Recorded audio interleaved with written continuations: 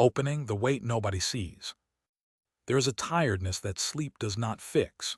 You go to bed worn out and wake still wearing it, as if the night only paused the weight instead of lifting it. No one can see what you are carrying because it has no shape. It is not a bag or a box. It is the constant, low hum of other people's feelings, unsolved problems, expectations you never agreed to, and the quiet vigilance of making sure everyone stays all right. That is the invisible weight, and it is exhausting precisely because it is invisible.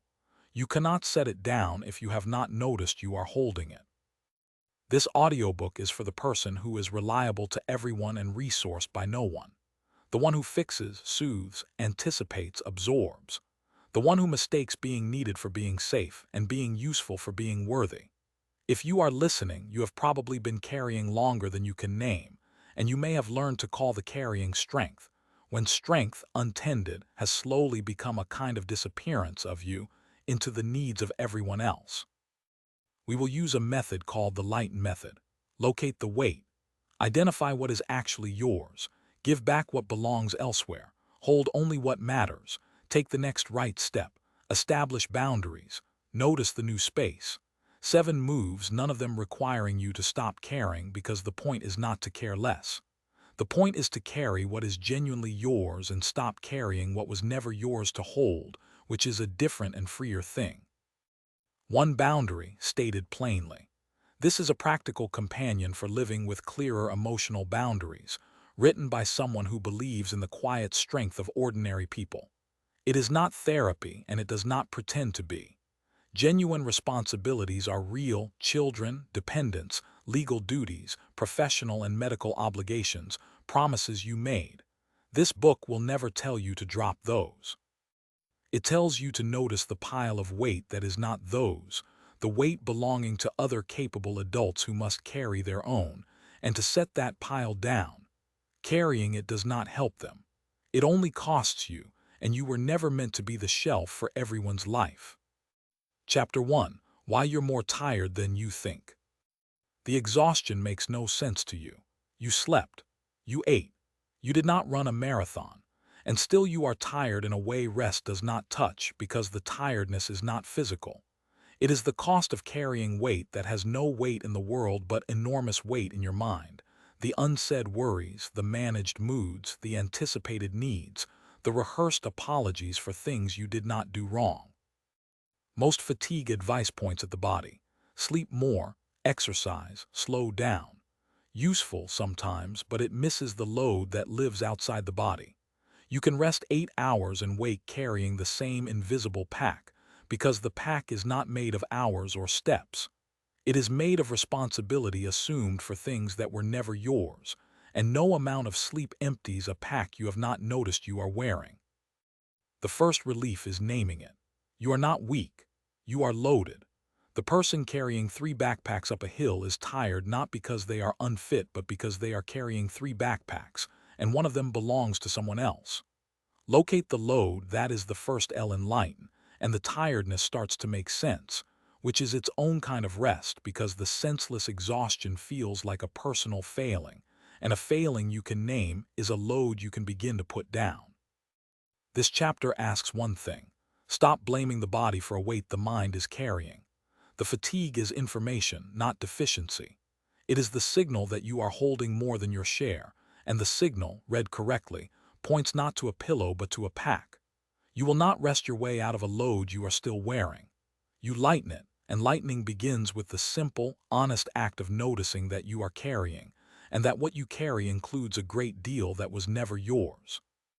Chapter 2. The habit of carrying too much. Carrying became a habit the way most habits do, by working once, then being repeated until it ran on its own.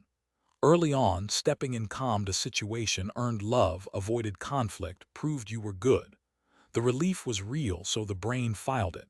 When things feel unstable, carry. The file became a reflex, and a reflex does not check whether the thing still needs carrying. It just picks up, automatically, everything within reach. The habit is reinforced because dropping it is briefly uncomfortable. Say no, and the other person is disappointed, a feeling you were trained to prevent. so the discomfort reads as proof you did something wrong, when it is only the habit objecting to change. The habit equates another's discomfort with your failure, and that equation is the engine of the carrying, because as long as their discomfort is your failure, you will carry forever to avoid feeling you failed. Noticing the habit is the crack in it. When you feel the pull to step in, name it. This is the habit, not a need. The need may be real, a child, a genuine emergency, or it may be the habit reaching for a weight that is not yours. The locate step is precisely this, catching the automatic reach before the weight lands. You do not have to master it. You only have to see it often enough that the reflex loses its secrecy, and a habit seen is a habit you can interrupt, one reached for weight at a time. The habit was installed to protect you, the younger you who needed to be good to be safe. It served then, it costs now. The LIGHTEN method is not a war on the habit. It is a gentler replacement. Instead of automatically carrying, you check ownership first. Some weight is yours, you hold it well. Much is not, you give it back. The habit becomes a check, and a check is something you run, not something that runs you, which is the whole difference between a life you carry and a life you live. Chapter 3. Emotional Load and Silent Pressure. The invisible weight has a shape if you look. It is the emotional load, the monitoring of other people's moods, the management of atmospheres, the quiet arithmetic of who might be upset and what you should do about it. None of it is named. None of it is asked of you. It is silent pressure, self-assigned, and it runs underneath ordinary life like a second job you never clocked in for. Silent pressure is the most draining kind because it is unacknowledged. A visible job has an end and a name. The emotional load has neither. It is open-ended and invisible, so it can expand without limit, and the person carrying it has no boundary to point to, no moment of done. You are simply always slightly on, always slightly responsible for the weather in the room, and being always slightly on is how a person burns out without ever having taken a visible shift. The ownership test is the tool here. For each piece of load, ask, is this mine to solve, mine to influence, or not mine at all? The mood of your partner is not yours to solve. You can influence by kindness, but the mood belongs to them. The disappointment of a colleague is not mine to solve. Their response is theirs. Sorting the load into these three piles is the first time the invisible weight gets edges, and edges are what let you set a thing down because you cannot set down a fog, only a shape you can see. Practice the test on the small pressures first. The text that arrives with a tone is their tone mine to manage. No, the silence at dinner is the atmosphere mine to repair, partly by my behavior, not by absorbing their feeling. The habit will object. The habit wants the pressure solved. But pressure solved by you is pressure you now carry, and the other person learns that you will, which widens the load. Edges protect both of you, them to feel their own feeling, you to stop carrying it. The silent pressure, named and sorted, becomes a manageable few responsibilities instead of an unlimited, invisible, exhausting whole. Chapter 4. When other people's feelings become your responsibility. The deepest confusion the weight creates is this. You believe another person's feeling is your responsibility. Their sadness is your failure. Their anger is your fault. Their disappointment is a problem you must fix. This belief, once installed, makes you the emotional custodian of everyone you love, and a custodian never closes the office, because feelings are generated constantly, and if they are yours to manage, the management is endless. But a feeling is not a task. It is an event inside another person, caused by their history, their interpretation, their life, none of which you authored. You can act unkindly and contribute to a feeling, and then your part is to take responsibility for your action, which is right and yours. But the feeling itself and its resolution belongs to them. Confusing your action with their feeling is the error. You own the first. You do not own the second, and owning the second is what exhausts you. The responsibility line is the practice. Draw it quietly between your behavior and their emotion. I spoke sharply, that is mine, I will acknowledge it. They are hurt by what I said, the hurt is theirs, and they will move through it as they have before. The line does not make you cruel. It makes you accurate. Accuracy is kinder than takeover, because takeover teaches the other person that their feeling is unbearable without you, which is a smallerness you are accidentally installing out of love. Notice the fear under the belief that if you do not manage their feeling, something breaks, the relationship, their regard, their stability. Often the opposite is true. A person allowed to feel their feeling and met with your presence rather than your rescue grows the muscle of carrying their own, and the relationship becomes between two adults instead of one adult and one managed child. Their feeling is not your responsibility. Your respect for it and your honesty within it is. That distinction held is the end of a great deal of invisible weight and the beginning of a steadier kind of care. Chapter 5. Guilt and the Fear of Saying No. The moment you try to set the weight down, a no, a boundary, a step back, guilt arrives. And guilt is the weight's security system. You say no, and instantly you are a bad person, selfish, unkind. The feeling is so convincing that most people retract the no before the boundary holds, and the retract is the weight landing again, heavier for having been almost set down. The guilt pause is the tool. When guilt appears after a healthy boundary, do not undo the boundary to make the guilt stop. Wait. Guilt here is not a signal you did wrong. It is the habit protesting the loss of its job. A real wrong produces a specific, useful guilt tied to a real action. I was unkind, I will repair that. The boundary guilt is vague and global, I am bad, and global guilt after a reasonable no is the habit talking, not truth. Separate the two. Useful guilt, tied to a behavior you can name and change. Habit guilt, tied to a no you had every right to give. The first you honor by acting. The second you let pass like weather without obeying it, because obeying it returns the weight and teaches the habit that guilt works, which guarantees the next boundary will be retracted too. The pause is not heartlessness. It is the few hours it takes to see that the no was fine and the guilt was the old code. And the code, though loud, is not the truth about you. This is where caring and carrying part. You care, you do not want to hurt anyone, but caring does not require carrying their reaction to your no. A kind no is still a no, and a no is not cruelty. The person who cannot say no without guilt is not more loving. They are more captured because their care is recruited by the habit into endless carrying. The guilt pause returns the no to you, and the no held is not the end of love. It is the beginning of a love between two whole people, one of whom is allowed to say no, and the other of whom is allowed to feel the disappointment of that, and both of whom survive it, which they always have. Chapter 6. The Weight of Expectations. Expectations are a quiet, heavy layer of the load, the ones you absorbed and the ones you invented. Absorbed. Family ideas of who you should be, cultural stories about success, the silent contract that you will be the capable one, the calm one, the one who holds it together. Invented. The bar you set because you believe your worth depends on clearing it, and clearing it only raises it because the bar you set from worthlessness can never be reached, only chased. The absorbed expectations feel like duty. A good daughter does this. A reliable friend never does that. But duty assumed without choice is not duty. It is a script, and a script followed blindly is a life lived by someone else's pen. The weight inventory helps. List what you carry, and mark which items are expectations you chose versus ones handed to you. The handed ones are weight you can question, because an expectation you never agreed to is not a responsibility, only a habit of obedience wearing the clothes of virtue.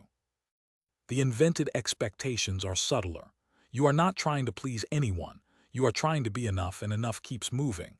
The exhaustion here is self-generated, a private treadmill where rest is failure and slowing is proof you are falling behind. Locate this weight, the bar that no one set but you, and that no arrival satisfies.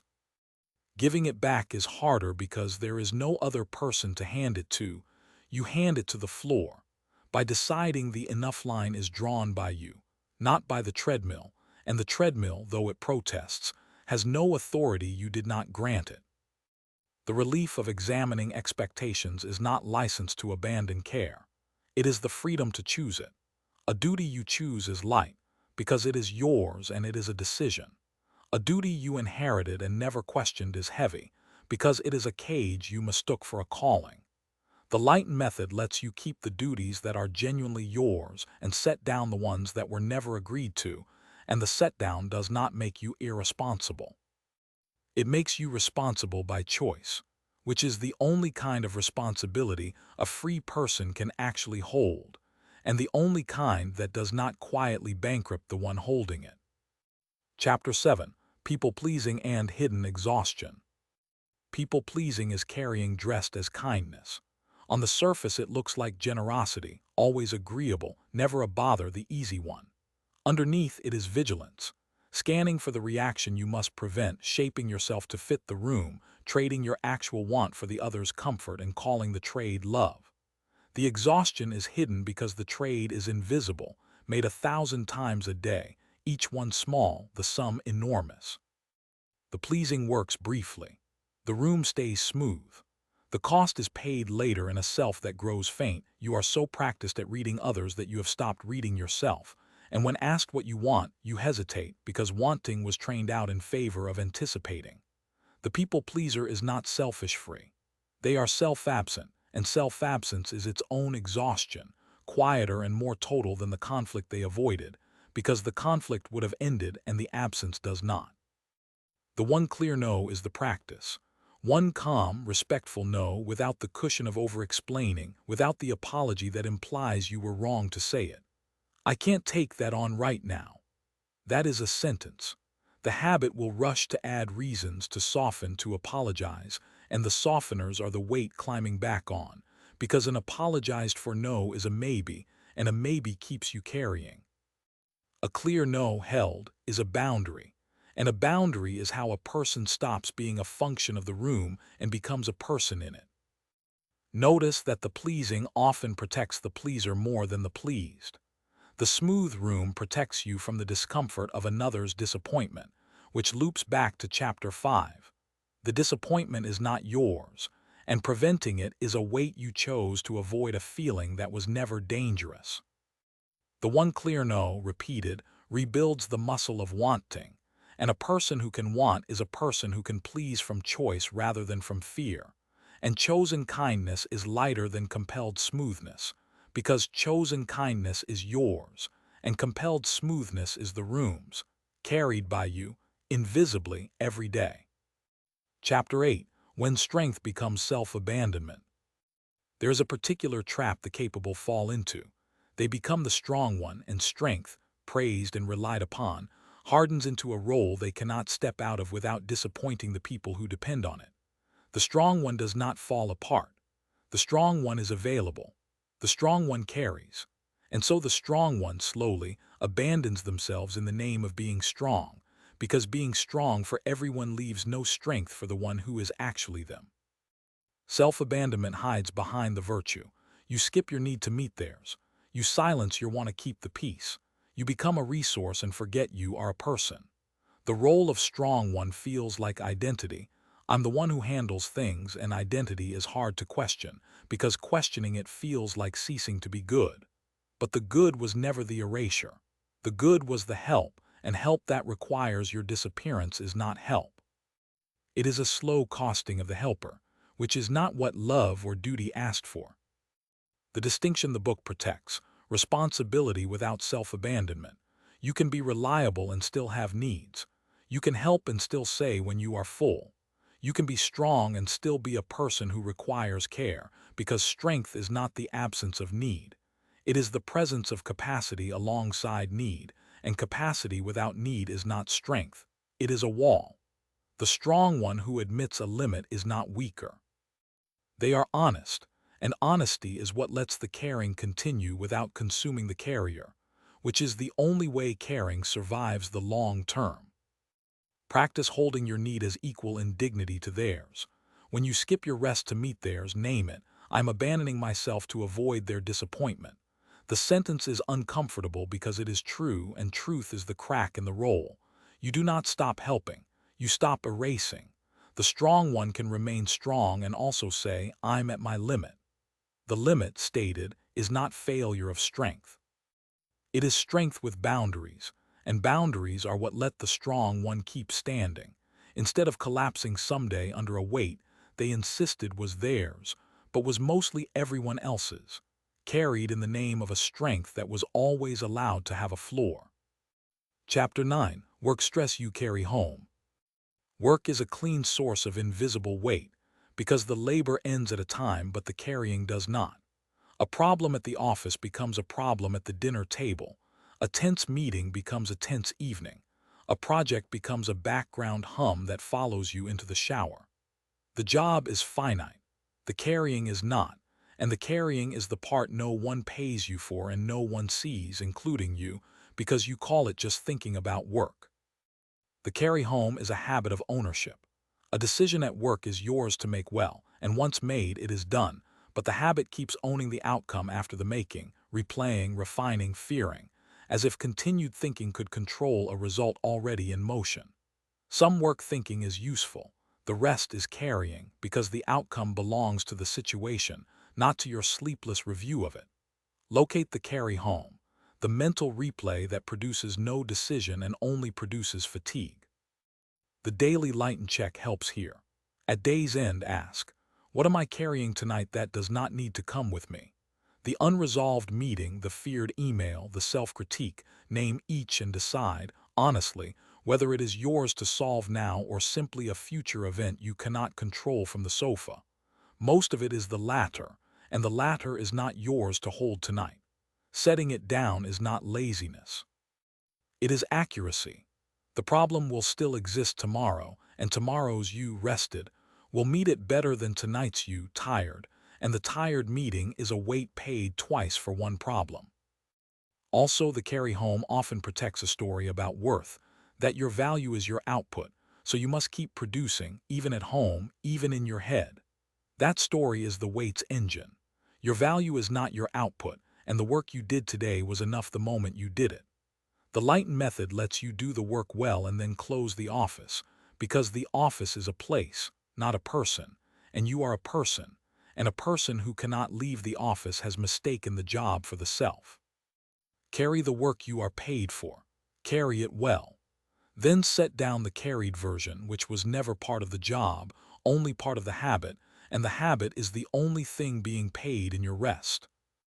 Chapter 10. Family Roles You Never Chose. Family is where the heaviest invisible weight is often inherited, because family assigns roles without asking. The responsible one, the calm one, the one who keeps everyone together, the one who absorbs the family's unspoken tension so the others don't have to. These roles are given in childhood, when you had no choice, and they persist into adulthood, when you still feel you have none, because the role is now identity and identity feels like fate. The role was a survival strategy. The child who kept the peace was keeping themselves safe in a home that needed keeping. The strategy worked then. It costs now, because the adult is still performing a childhood job for a family that may no longer require it, and the cost is a self-lived in service of a system that was never theirs to run. Locate the role. What part of the family's emotional management did you quietly take, and are you still taking it by reflex in a family that could carry more of its own? Releasing the role is not abandoning the family. It is refusing the unpaid custodianship of their weather. You can love them, show up, help where appropriate, and still decline to be the emotional regulator of people who are adults and capable of regulating themselves. The responsibility line here is blunt. Their tension is theirs. Your tending of it was a childhood adaptation, not a lifelong duty. Handing back the regulator does not make you cold. It makes you a member of the family instead of its unseen infrastructure. And infrastructure, though useful, is not a person, and you were always meant to be the person. The fear under the role is that without you holding it, the family falls apart. Often the opposite. The family, forced to carry its own, grows the muscles you have been preventing it from growing, and the relief you feel is not the family's loss but your return. The role you never chose can be set down, gently, by choosing differently, by not jumping in, by not absorbing, by letting the adult family manage the adult family. The LIGHTEN method here is especially tender, because the role was love once. The point is to let the love remain while the custodianship ends, and love without custodianship is lighter, freer, and strangely more real, because it is given by a person, not performed by a role. Chapter 11. What is actually yours to carry? After all this, locating a necessary question: what should you keep? The book is not a call to drop everything. Some weight is yours, and carrying it is not a burden to escape but a life to live: your commitments, your children, your promises, your genuine work, your care for people you are actually responsible for. The skill is not to carry nothing. It is to carry the right things clearly and to stop carrying the rest under their name. The ownership test applied to what remains sorts the keepers. Yours to solve: the choices before you, the promises you made, the care of your dependents, the work you agreed to. Yours to influence: the tone of a relationship, the support you offer, the example you set.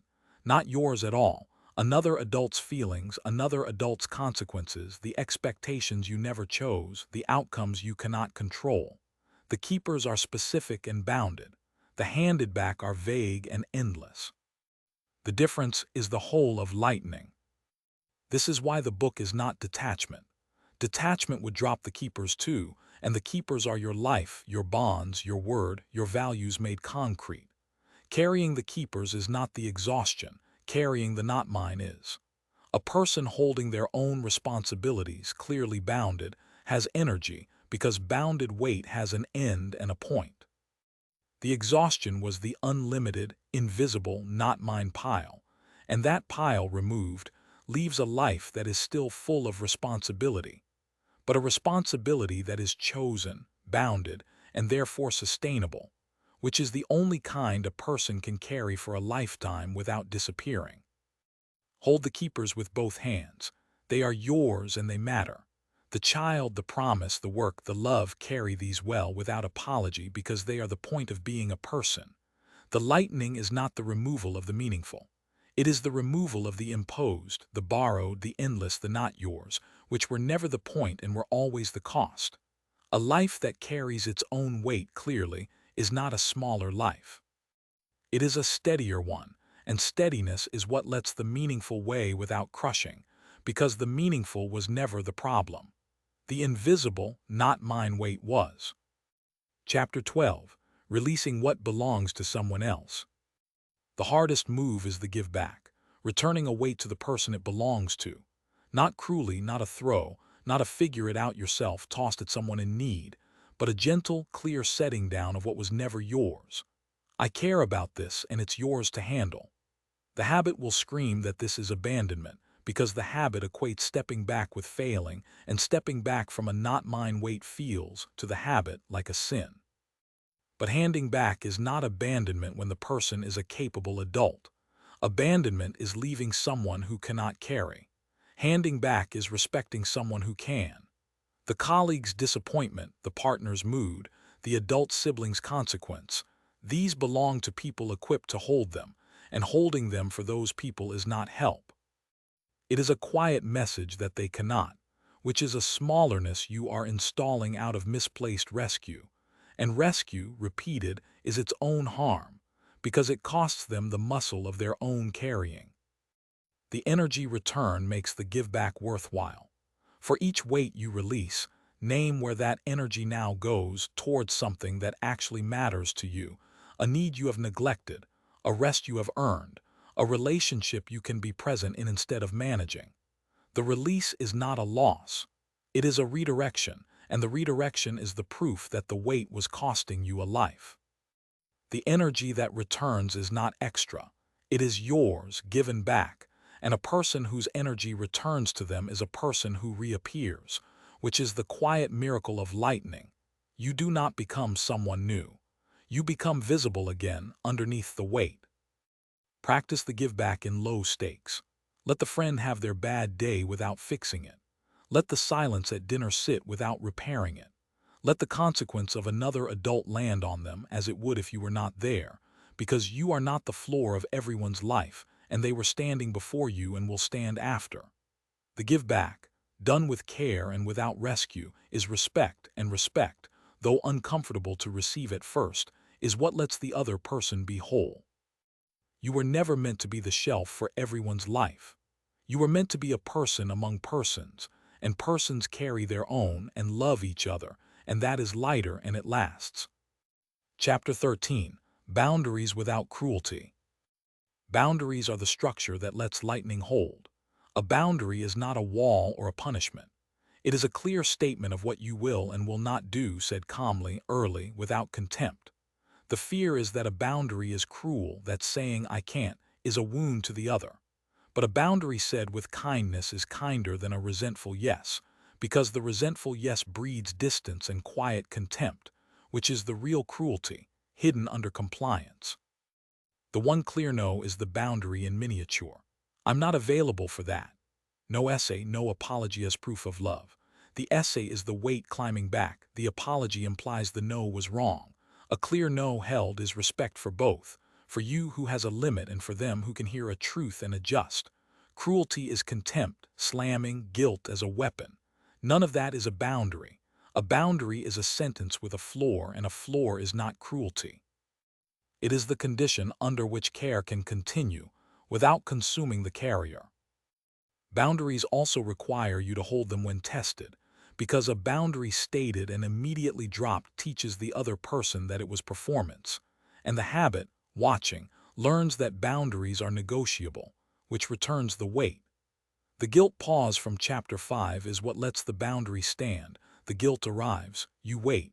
You do not retract, and the boundary held becomes a fact in the relationship instead of a hope. A fact the other person can rely on, which is actually a kindness, because reliable boundaries make a relationship safe, and safe relationships are lighter for everyone, including the one who used to carry the unseen weight.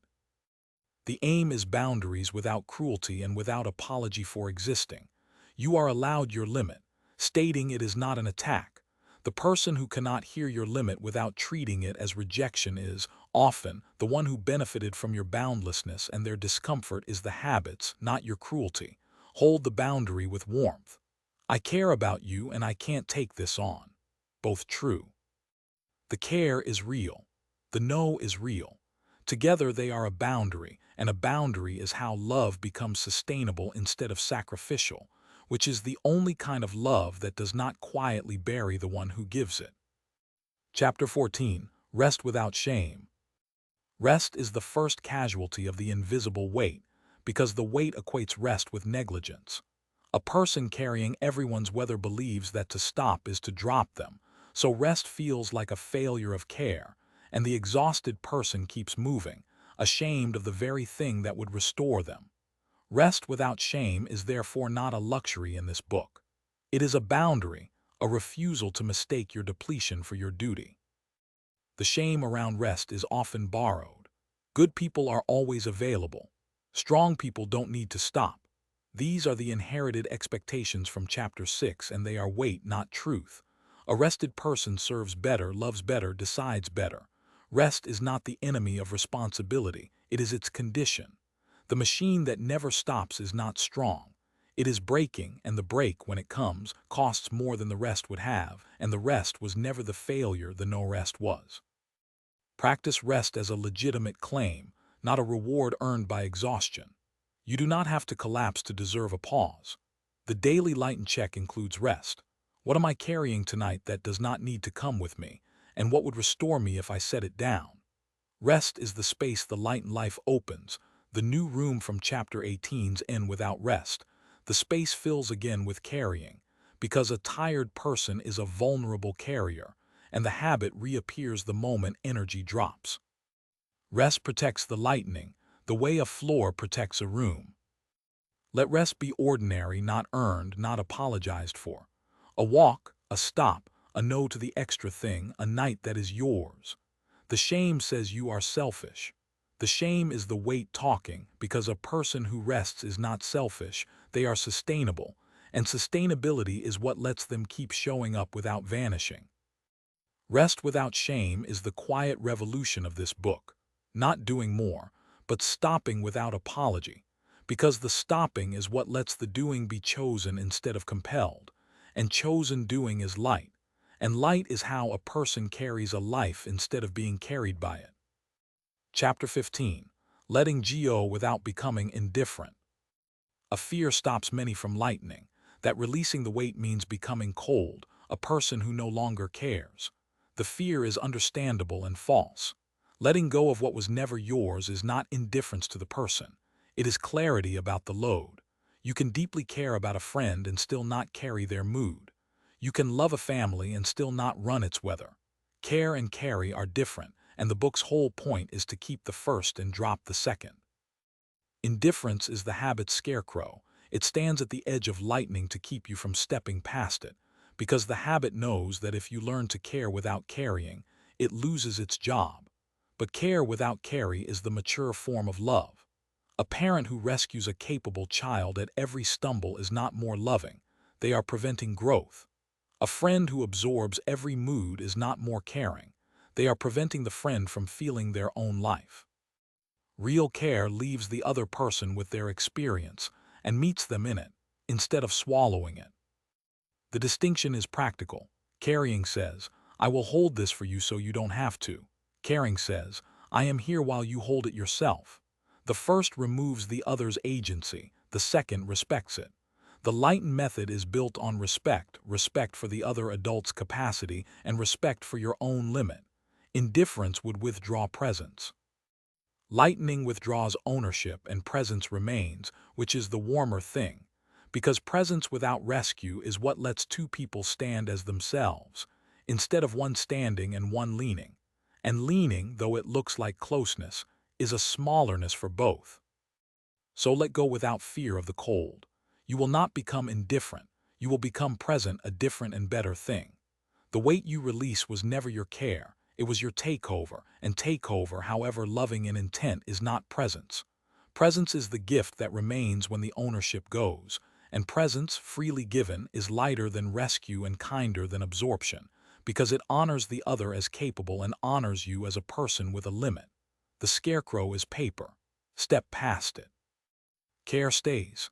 The weight goes. And what is left is a love between whole people, which is the only kind that does not bury anyone. Chapter 16. The LIGHTEN Method in Real Life. Here is the method gathered. The 7 moves you can hold like a phone number, retrievable exactly when the weight lands. It is not a ritual. It is a sequence, repeatable, for the person who feels the familiar pull to carry and intends, this time, to check ownership first.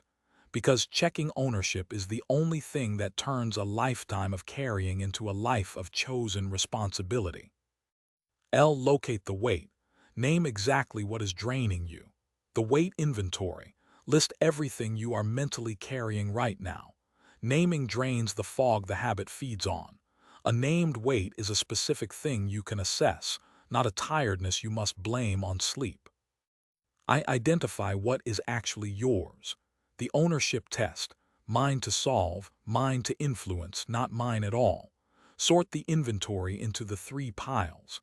The not mine pile is where the exhaustion lives, and seeing it is the first time the invisible weight has edges. G. Give back what belongs elsewhere. Hand the not mine pile to its owner with care, without rescue. The energy return. Name where that energy now goes. The give back is respect, not abandonment, because the owner is a capable adult. H. Hold only what matters. Keep the bounded, chosen responsibilities, your promises, your dependence, your genuine work, your real care. These are yours and they matter, and carrying them well is not the exhaustion. The exhaustion was the not mine pile.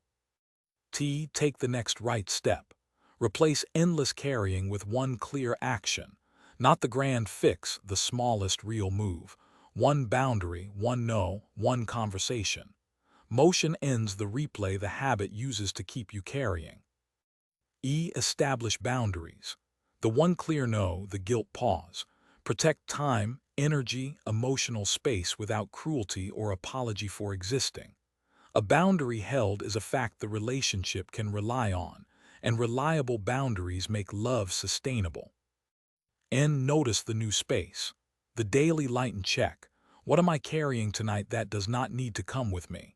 Notice what becomes possible when the energy returns, the rest, the want, the presence that were buried under the weight. The space is the proof, and proof is what keeps the method alive. A real application. The family tension. Locate, I'm absorbing the family's mood again. Identify, the mood is theirs, my behavior is mine. Give back, I will not regulate their tone, I will be present without fixing.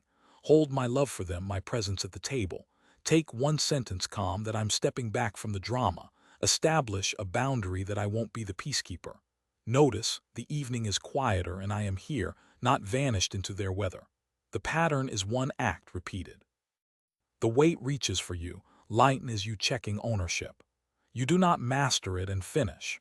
You use it clumsily, and the clumsiness is still lightening, which is the only thing that matters, because the life you carried is now, piece by piece, yours to live.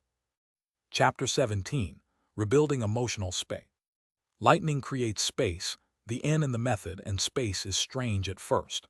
A person who has carried for years feels the emptied hands and calls the emptiness wrong, because the habit equates fullness with worth and emptiness with failure. But the space is not failure. It is room, and room is where a life is actually lived, instead of managed. The work of this chapter is to inhabit the room without refilling it. The habit will rush to refill. A boundary holds, and the quiet that follows feels like something is missing, so the habit reaches for a new weight, a problem to solve, a mood to manage, a person to fix.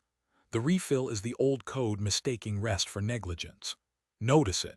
This is the habit, not a need. The space is not a gap to plug.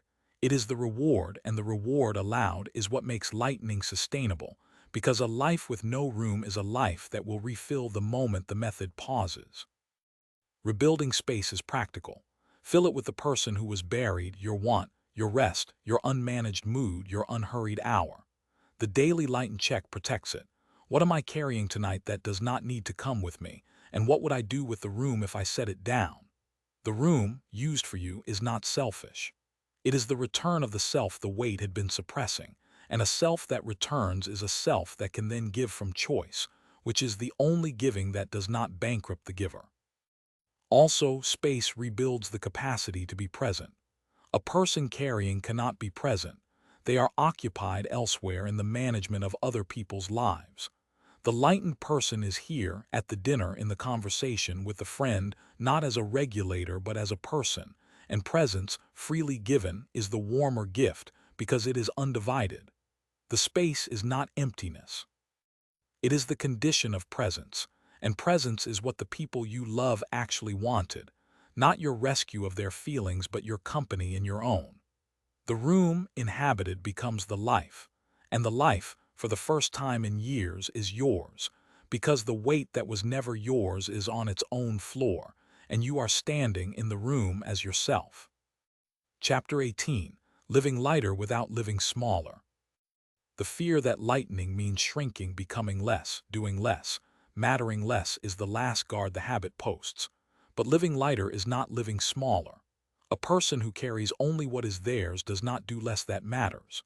They do the same meaningful things without the invisible, endless, not mine pile, and the meaningful things, carried alone and bounded, are lighter and therefore sustainable, which means they actually get done, instead of being abandoned under a weight too heavy to lift.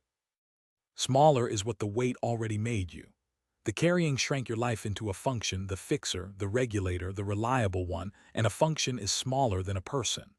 Lightening returns the person, and a person is larger than a function because a person can choose, want, rest, and be present, while a function can only perform.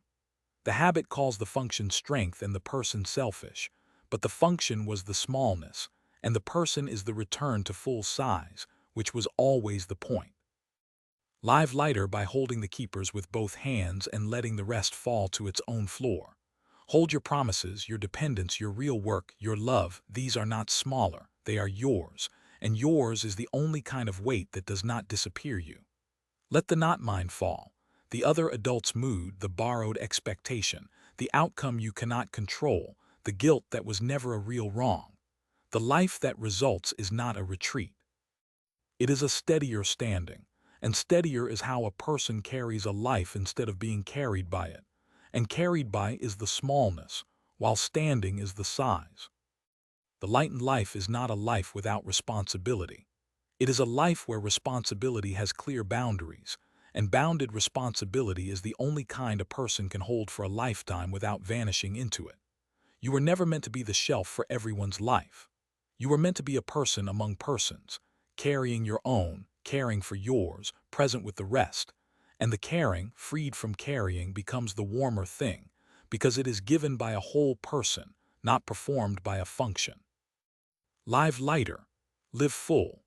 They are the same once the not mine weight is down, and down is where it belonged, and you, upright, are where you belong, holding what is yours and nothing else, and that is enough, and it always was. The weight inventory, deeper. The weight inventory is the simplest tool and the most revealing, because most people have never actually listed what they carry. They feel a vague fatigue and call it life. Listing turns the fog into objects, and objects can be examined, sorted, and set down.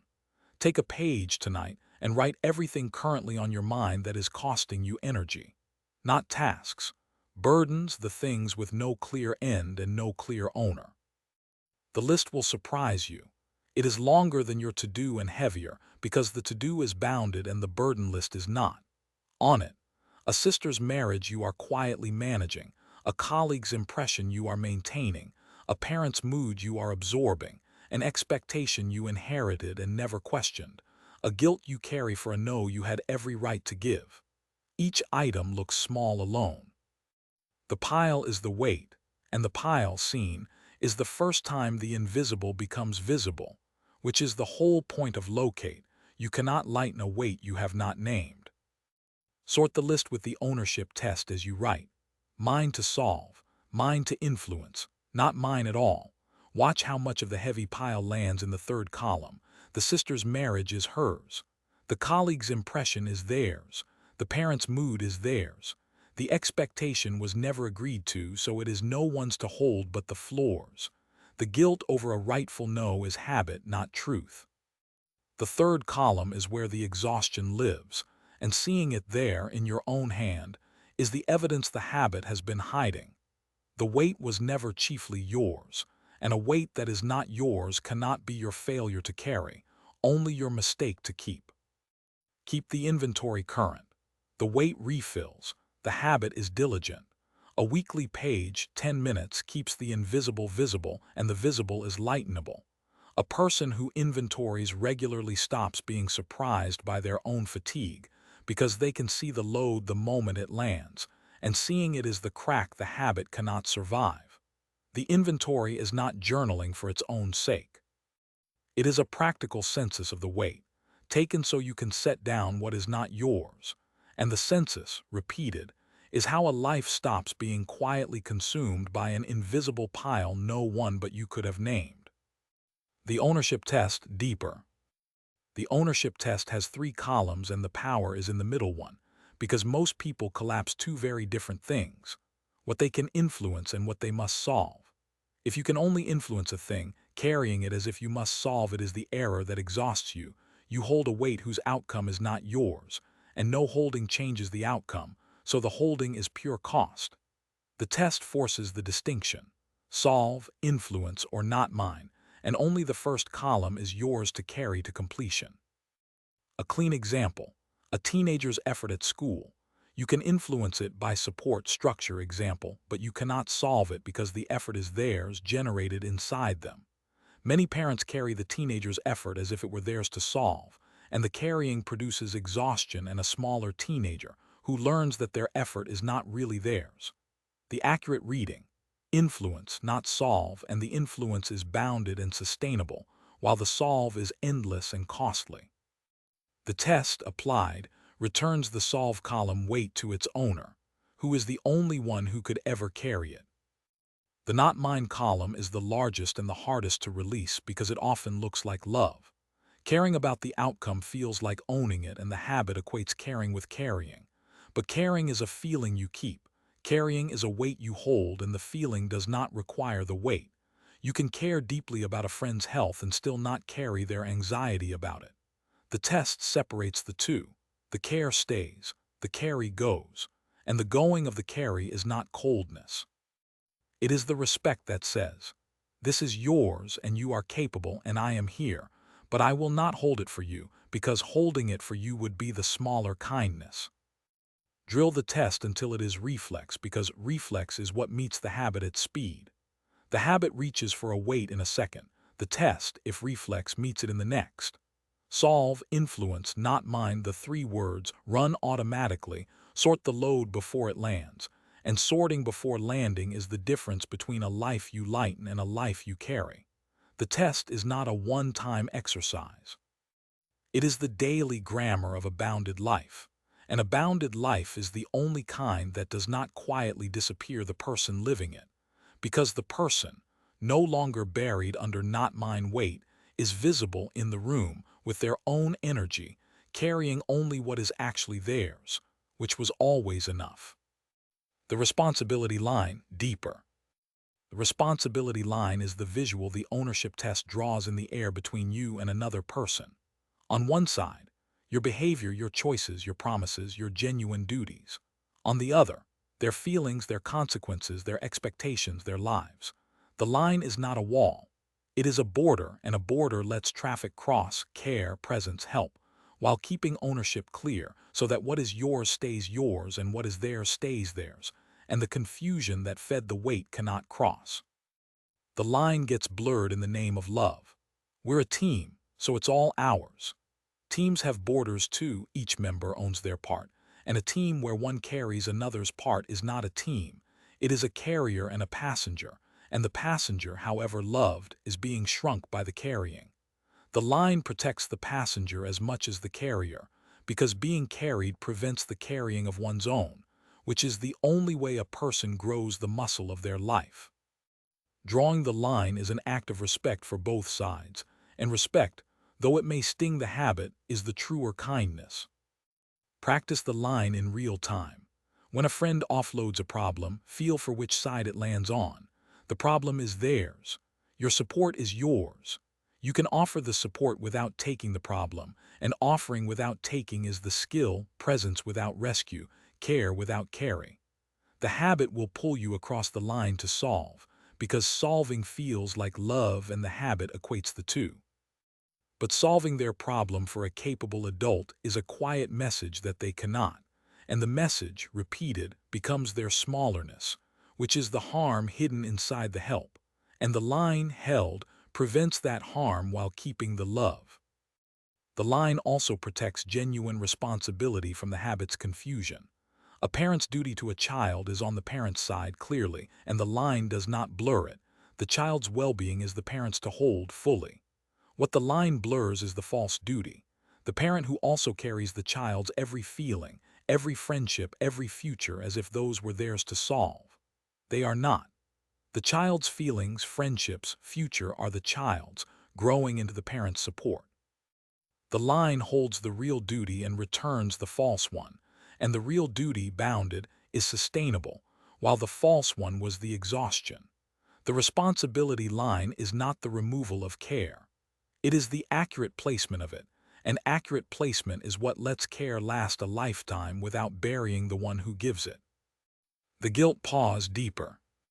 The guilt pause is the small, vital habit that lets every boundary survive the guilt that arrives to dismantle it.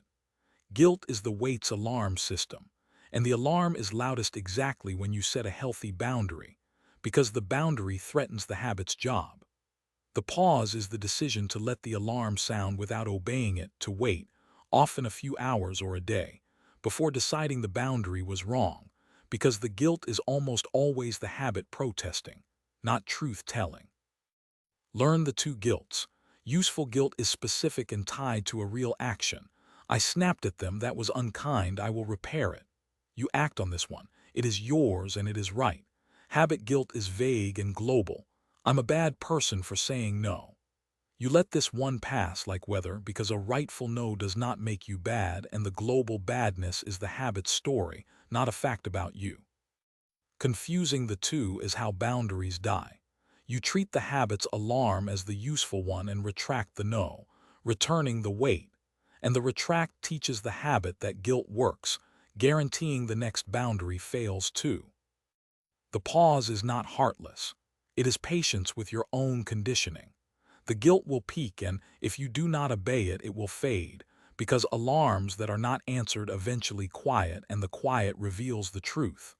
The no was fine, the person is disappointed and surviving, the relationship did not end, and you are still a good person who simply held a limit. That revealed truth is the new evidence, and evidence is what retrains the habit, because the habit runs on the old story that boundary equals abandonment, and the lived fact that it did not is the contradiction that slowly rewrites the story. Make the pause a practice reflex. When guilt arrives after a no, say internally, "This is the habit, not a wrong." Wait, do not call back to soften. Do not add the apology that implies the no was a mistake. Hold the clear no, warm and unchanged, and let the guilt move through. The boundary held past the guilt becomes a fact in the relationship, a reliable edge the other person learns to expect, and reliable edges make love safe, not cold. The guilt pause is the quiet courage of the lightened life, not the absence of guilt, but the refusal to let guilt make the decision, because the decision about your limit is yours, and guilt, useful or habit, is a feeling, and a feeling does not get the wheel. The one clear no, deeper. The one clear no is the boundary in its smallest, most learnable form. A single calm no, without the cushion of over-explaining or the apology that implies you were wrong to say it. "I can't take that on right now." That is a sentence. The habit, however, rushes to add a reason, a softener, a sorry, a replacement offer, and each addition is the weight climbing back, because an apologized for no is a maybe, and a maybe keeps you carrying, and the carrying is what the habit wanted. The over-explain is the tell. You say no and then talk for 3 minutes justifying it, because the justification is the habit proving the no was allowed, as if a rightful no needed a permit. It does not. A no is a sentence, and a sentence held is a boundary. The practice is to say the no and stop, letting the silence stand, because the silence is the boundary doing its work, and filling it is the habit undoing the work. The one clear no is uncomfortable precisely because the discomfort is the habit losing its job, and the loss, though it feels like failing, is the win. A clear no is kinder than a resentful yes. The yes given under the habit's pressure is not free. It carries resentment, and resentment is the slow poison of relationships. It turns the helpful person into a quietly bitter one, and the bitterness is the real cruelty, hidden under compliance. The clear no, by contrast, is honest, and honesty lets the relationship rest on truth instead of on your quiet depletion. The other person may be disappointed. Their disappointment is theirs, not your failure. But they are not being fed a yes that will sour, and a no that is a no is safer than a yes that is a lie, because the lie costs the relationship more than the disappointment ever would. Build the muscle with one no a week, low stakes. Decline the extra meeting. Decline the favor you do not have room for. Decline the expectation you never agreed to. Each clear no, held past the guilt, is a rep for the boundary muscle, and the muscle trained makes the harder no's possible, because the harder no's are only the same sentence at higher stakes. The one clear no is not about refusing more. It is about refusing with less cost. The cost of the over-explain, the apology, the resentful yes, all removed, leaving a clean boundary that protects your energy and respects the other person, who, it turns out, can hear a no and remain whole, which they always could, and the discovering of which is the lightening. The energy return, deeper. The energy return is what makes the give back not a loss but a gain, because releasing a weight only helps if the freed energy goes somewhere, and if it goes nowhere, the habit refills the space with the next borrowed burden. The return is the deliberate redirection. For each weight you hand back, name where that energy now goes toward a need you have neglected, a rest you have earned, a relationship you can be present in instead of managing, a want you stopped hearing. Without the return, lightning feels like emptiness, and emptiness to the habit is failure, so the habit rushes to refill. The return preempts the refill by giving the space a purpose that is yours. I released my sister's marriage management. The energy returns to my own health, which I have ignored for a year. The health named is the destination, and a destination is not a gap, so the habit has nothing to plug. The return turns the set down into a step toward a life, and a life pulled toward is lighter than a weight set down into a void, because the void frightens the habit back to carrying, and the pull draws the person forward instead. The return also reveals the cost, which is the point. The weight you carried was not neutral. It was consuming energy that was yours, and naming where that energy goes is naming what the weight stole. The stolen rest, the stolen want, the stolen presence, these are the life the weight was costing, and seeing them named is the motivation to keep lightening, because the lightened life is not a smaller one. It is the same life with its own energy returned, and the returned energy is not extra. It was always yours, taken by the not mine pile, and the return is the receipt that says, "This was mine, I have it back, and I will spend it on my life, not on the floor of everyone else's." Practice the return as a paired move with every give back. Locate, identify, give back, then return. The fourth is what makes the third stick, because the third without the fourth is a hole and the hole refills, but the third with the fourth is a redirection, and a redirection holds. The energy return is the quiet engine of sustainability in this method. Not just dropping weight, but redirecting life. And a life redirected toward itself is the lightest thing there is, because it is finally going where it belongs to the person whose life it is, which was always you, underneath the weight you were never meant to hold. More real moments, more WHTS. Further original scenes, because the method lives in the specific, and the specific is where recognition arrives. The mother who manages the grown son. A woman in her 50s still manages her adult son's appointments, his conflicts, his living situation as if he were 12. He is 30. The managing began in love and continued as habit, and the cost is twofold. She is exhausted carrying a life that is not hers, and he is smaller than he could be, never having practiced carrying his own. The locate names it. The responsibility line draws it. His life is his. The give back hands it over with care, not cruelty. The energy return sends her exhausted care toward her own neglected wants. The son, at first flailing, grows the muscle, and the mother, at first guilty, grows herself. The weight was never hers. The love remains, and the love, freed from management, becomes presence, which is the warmer thing. The friend who absorbs the bad mood.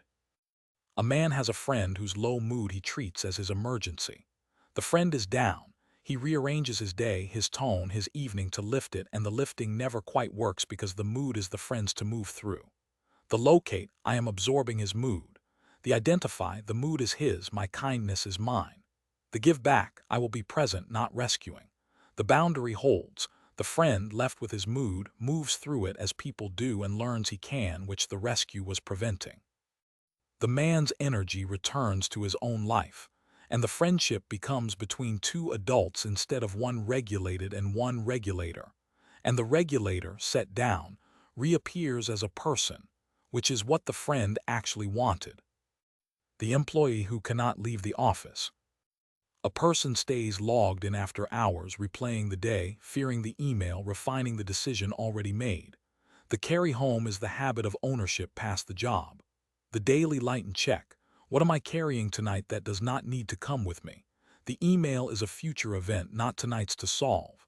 The decision is made. The self-critique is the worth story, not a fact. The weight sets down, rest returns. Tomorrow's work is better for the rest. The office closed is a place again, not a person. And the person, no longer the office, sleeps, and the sleep, though it does not fix everything, fixes the carrying, which was the only tiredness that mattered. The partner who fixes the feeling.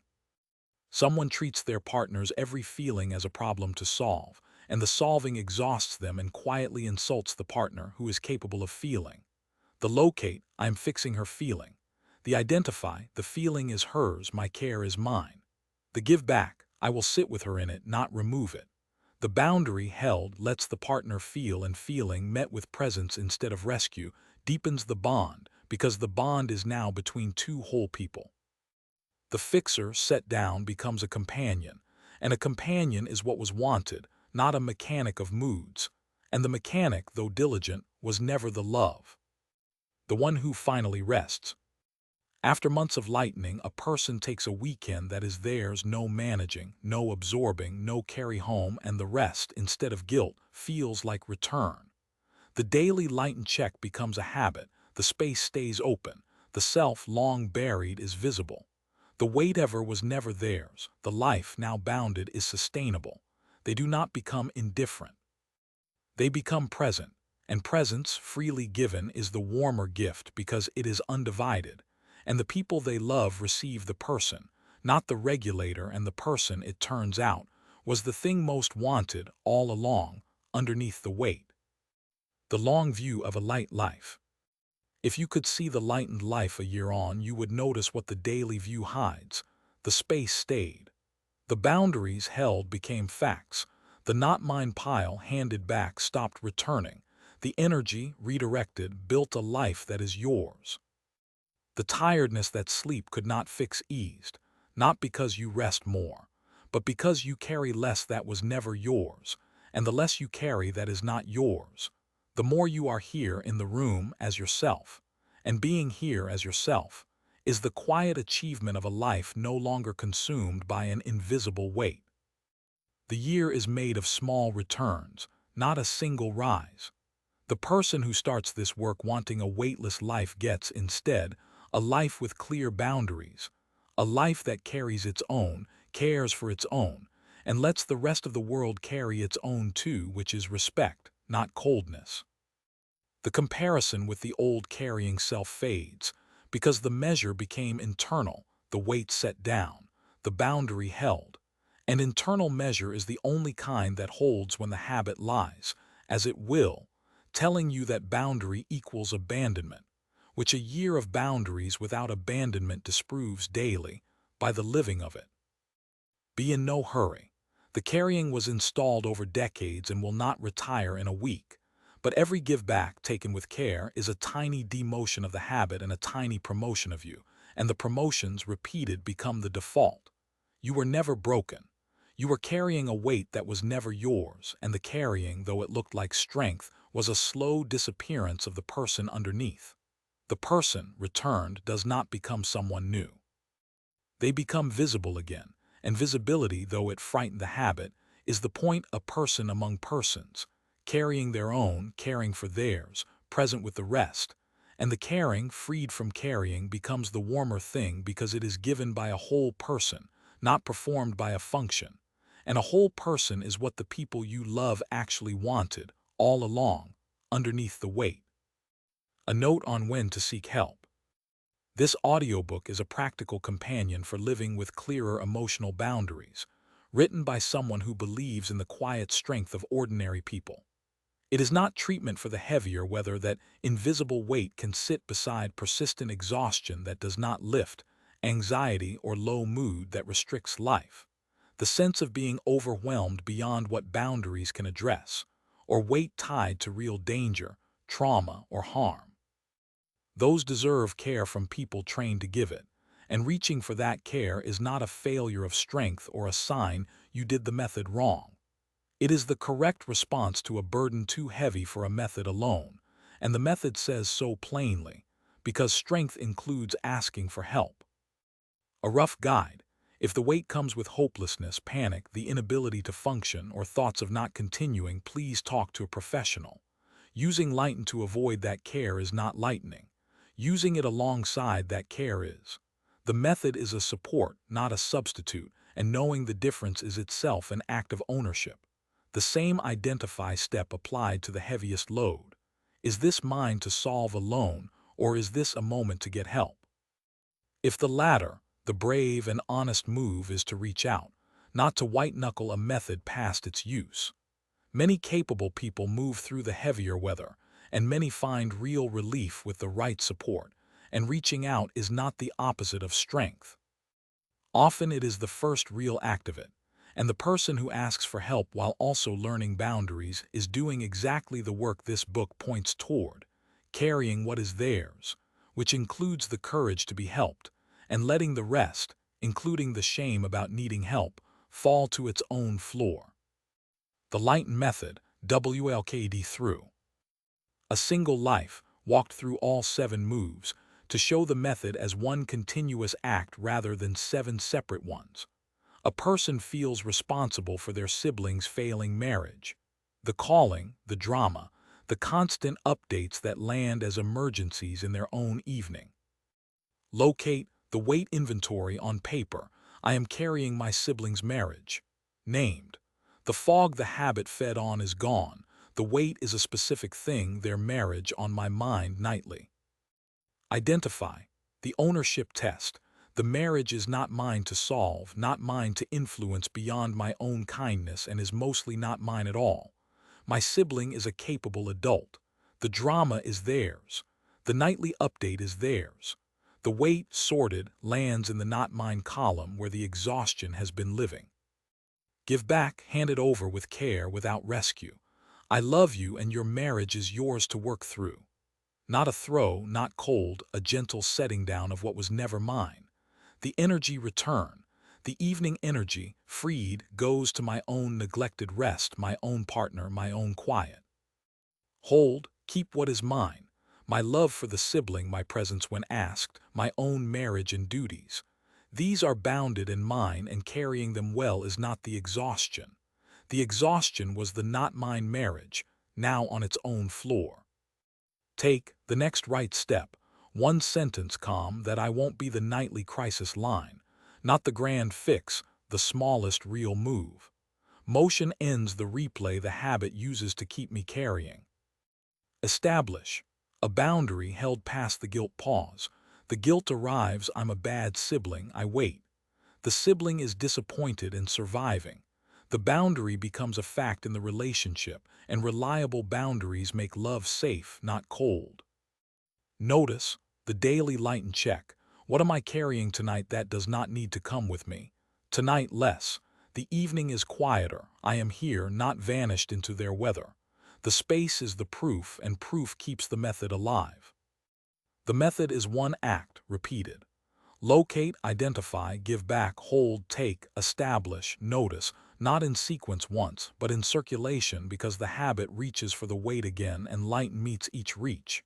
You do not master it and finish. You use it clumsily, and the clumsiness is still lightening, which is the only thing that matters, because the life you carried is now, piece by piece, yours to live, and the living, bounded and present, is the lighter life, and it was always available. Once you noticed the weight was never yours to hold. What nobody tells you about lightening. When the weight is down, people expect to feel free and are surprised to find they feel strange, unmoored, vaguely guilty, as if the space is a gap they must fill. The surprise is the trap. They think the method failed because the emptiness felt wrong, when the emptiness was never the goal. The goal was the return of the self, and the self, long buried under weight, feels unfamiliar at first, and unfamiliar feels like wrong when it is only new. Also, the cared-for people may resist the change. The sibling used to your management objects, the friend used to your rescue feels dropped, the family used to your regulation feels the loss of their custodian. Their resistance is not proof you did wrong. It is the habit in them objecting to the boundary, and their objecting is the old code, not truth. Hold the boundary with warmth. Let them feel the disappointment. They will, if capable, grow the muscle you were preventing, and the relationship, though briefly uncomfortable, becomes between two adults, which is the freer and more real thing, and the freer thing is what lasts. And the lightened life may look ordinary from the outside. No fireworks, just a person who says no, who rests, who is present, while the not mine weight stays on its own floor.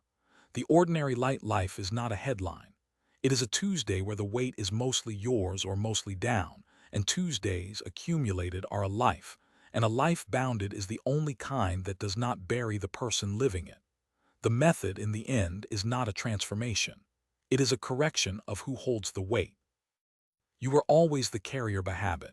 You are now the carrier by choice, and the choice, repeated, becomes the life, and the life, lighter and full, is the one you wanted, not the small one the weight was keeping you in. The weight was never yours. Set it down. Stand. Hold what is yours and nothing else, and that upright, bounded present is enough, and it always was. The floor was never yours. Return at the end to the image the book closes on. The weight you carried was never yours to hold, and the floor it belonged on was never yours to be.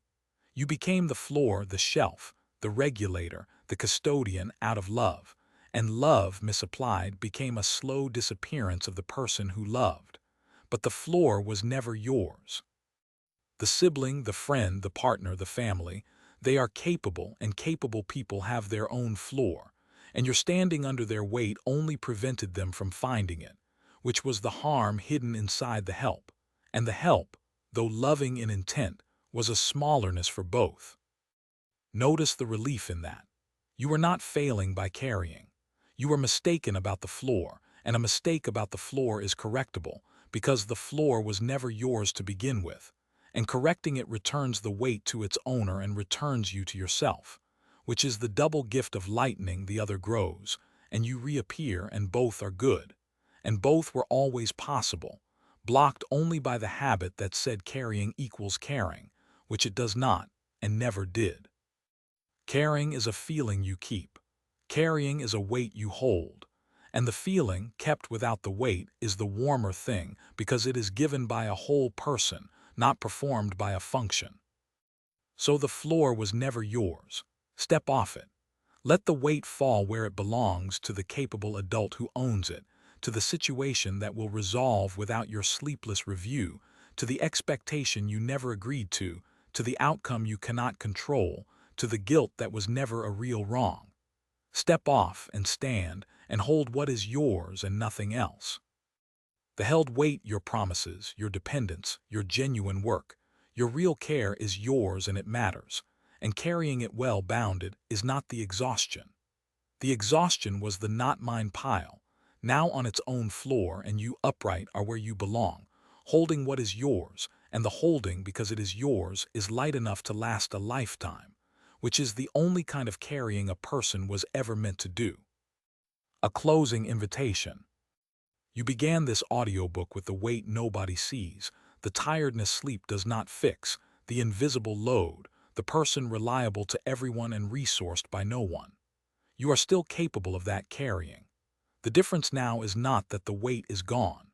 It is that you know a method, and a method, used clumsily, still lightens, while the unexamined habit only carries, and carrying by habit was the whole of the small life. The LIGHTEN Method is offered free because it costs nothing but the small motion of using it. Locate the weight. Identify what is actually yours.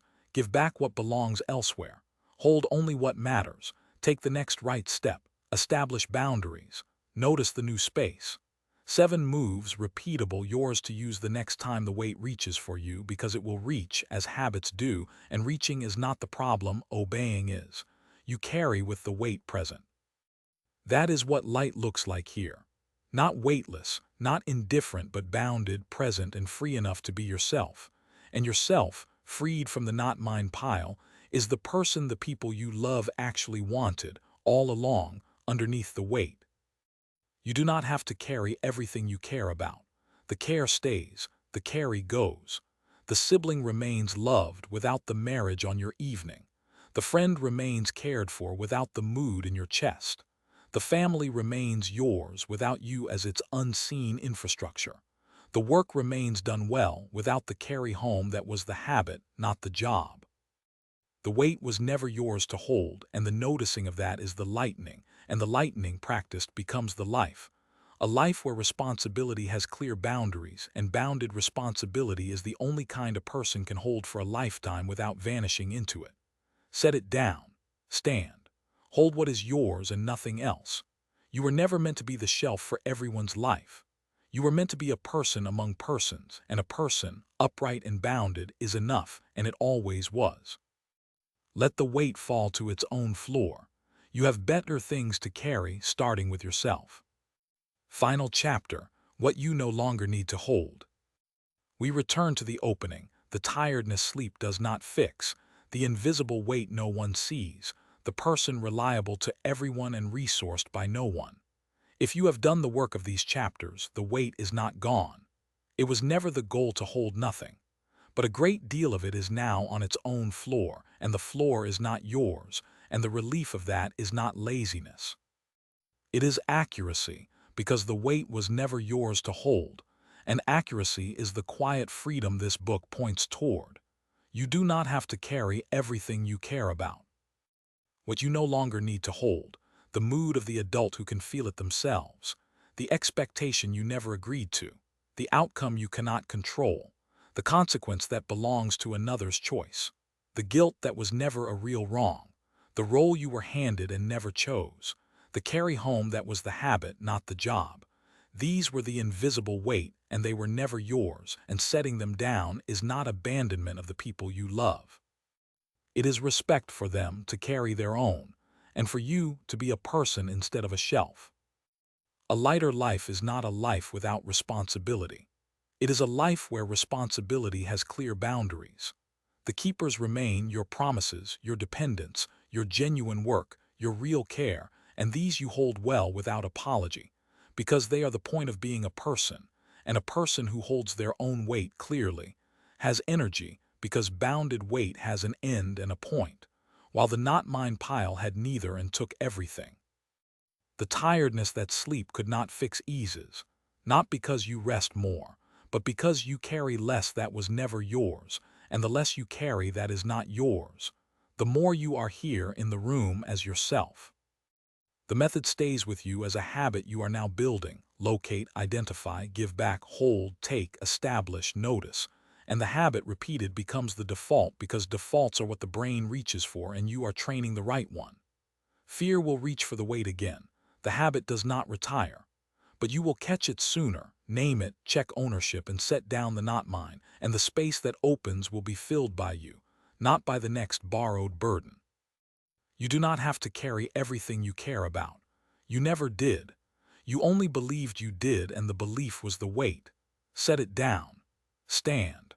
Hold what is yours and nothing else, and that upright, bounded present is the lighter life, and it was always available once you noticed the weight was never yours to hold.